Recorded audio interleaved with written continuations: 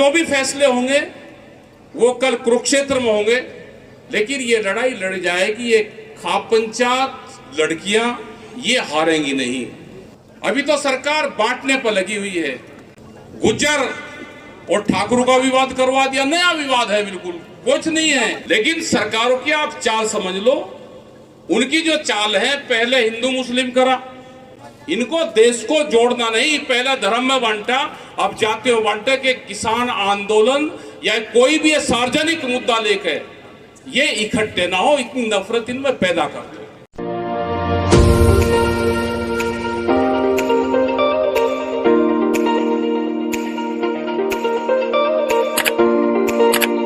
The Nirala TV में आप सभी का स्वागत है दोस्तों। मैं राशिद निराला आपके साथ। दोस्तों, पहलवानों वाले विवाद में आज महापंचायत का आयोजन किया गया खाप पंचायतों के द्वारा मुजफ्फरनगर में, जहां पर सभी जो खापे हैं उनके मुखिया पहुंचे थे और जो कुछ फैसला उनके बीच हुआ, जो कुछ उन्होंने बातचीत की है, वो मैं आपको बताना। दोस्तों, भारतीय किसान यूनियन के नेता और बालियान खाप के प्रमुख नरेश टिकैत ने आज खाप पंचायत बुलाई थी, जिसमें पंजाब, हरियाणा, यूपी, राजस्थान और दिल्ली की खापों के प्रतिनिधि हिस्सा लेने पहुंचे।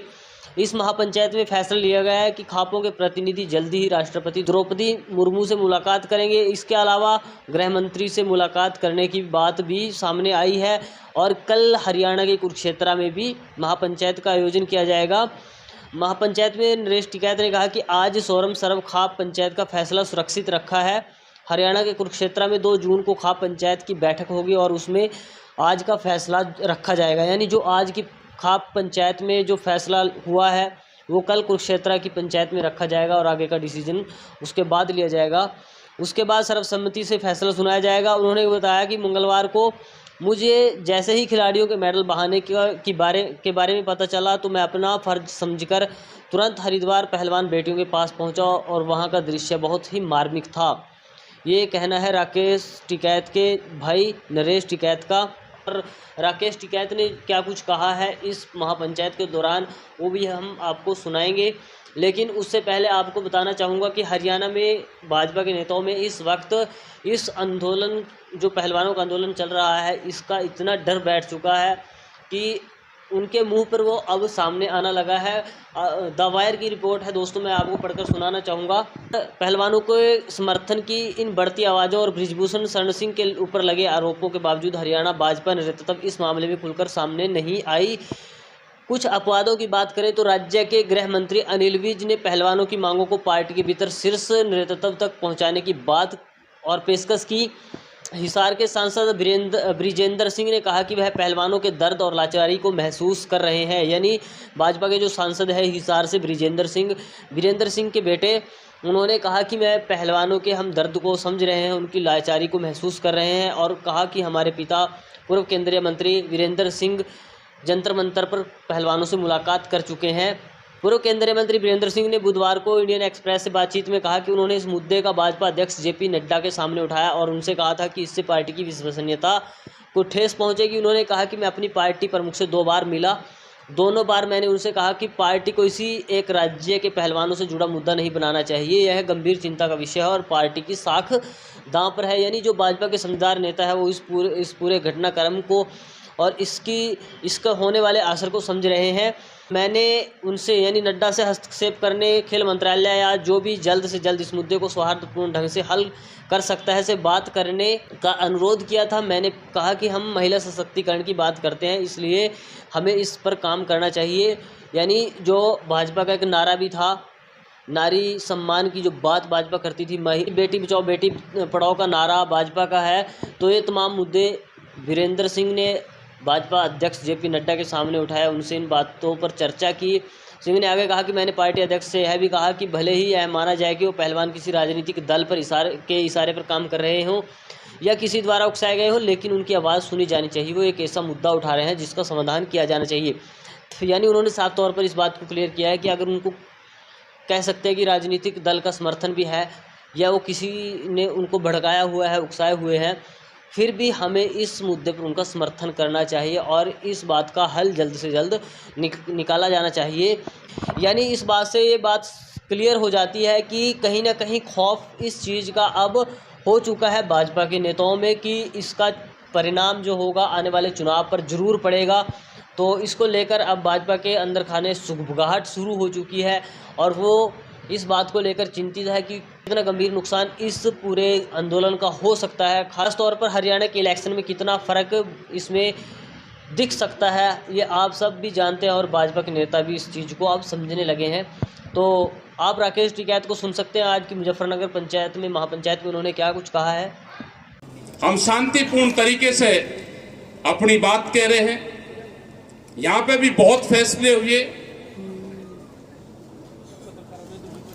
फैसला तो यहाँ का सुरक्षित रखा, लेकिन ये जरूर है कि राष्ट्रपति से मिलेंगे। एक फैसला ये पंचायत ने कहा कि एक सुना दो कि राष्ट्रपति से खाप प्रतिनिधित्व मिलेगा, सरकार से मिलेगा। और जो भी फैसले होंगे वो कल कुरुक्षेत्र में होंगे, लेकिन ये लड़ाई लड़ जाएगी। ये खाप पंचायत लड़कियां ये हारेंगी नहीं, ये लड़ाई लड़ी जाएगी। ये अन्याय उनके साथ में नहीं होगा। अभी तो सरकार बांटने पर लगी हुई है भाई। गुज्जर और ठाकुर का विवाद करवा दिया, नया विवाद है, बिल्कुल कुछ नहीं है, नया विवाद कि वो योद्धा थे, वीर थे, कि वे किस जाति के थे। जिस टाइम पे उन्होंने लड़ाइयां लड़ी उस टाइम पर तो जातियां नहीं थी। योद्धा की कोई जाति नहीं होती। तो मेरा सभी जो जातियां आपस में लड़ रही है उनसे सभी से अपील है कि लड़ो मत। और दोनों कुनबा ठीक हो गया, तीनों हो गया, भाई तो जाट्टू का भांजा भी था, तो अब क्या करोगे। वो कोई जातियां थोड़ा थे, वो योद्धा था, वो लड़ने वाले थे। जैसे हम इन बच्चों के लिए कह रहे कि इनकी कोई जातियां नहीं है, तो ऐसे उनकी भी कोई जातियां नहीं होती योद्धाओं की। और अगर ठाकुर समाज गुजरों को कह रहा भाई वो मारा था, तो भाई बड़ा कुनबा हो गया, इन्हें दूसरी बिरादरियों को भी जोड़ दो। तो कुनबा अगर बड़ा हो जाए तो क्या दिक्कत है। लेकिन सरकारों की आप चाल समझ लो। उनकी जो चाल है, पहले हिंदू मुस्लिम करा, बिहार में जाकर लालू प्रसाद का परिवार तोड़ा, यहां पे मुलायम सिंह का तोड़ा, उत्तर प्रदेश में हिंदू मुस्लिम करा, राजस्थान गए वहां पे उन बिरादरियों को तोड़ रहे हैं, यहां पे गए तो चौटाला परिवार तोड़ दिया सब, आगे गए गुजरात में गए तो मराठा नॉन मराठा करा, महाराष्ट्र में वहां पर पटेल नॉन पटेल करा। इनको देश को जोड़ना नहीं, पहला धर्म में बांटा, अब जाते हो बांटे कि किसान आंदोलन या कोई भी सार्वजनिक मुद्दा लेकर ये इकट्ठे ना हो, इतनी नफरत इनमें पैदा कर दो। ऐसे इन पहलवानों को कह रहे कि ये तो किसी जाति के थे, ये तिरंगा जाति के थे। देश में जो राष्ट्र के लिए काम करेगा उसकी जाति है तिरंगा, ये उसके थे तिरंगे के। जब ये वहां पे पदक लेकर आए, इन्होंने कोई अपना बोर्ड लगा रखा था, ये नेशनल फ्लैग लेके गए थे। वहां पे तिरंगे का ही विदेश में सहारा होता है और कोई सहारा नहीं होता। हम भी करीब 24-25 देशों में गए तो हमको भी जो पहचान मिलती है वहां पे नेशनल फ्लैग होता है, इससे पहचान मिलती है कि हम इंडियन हैं, हम भारत के हैं।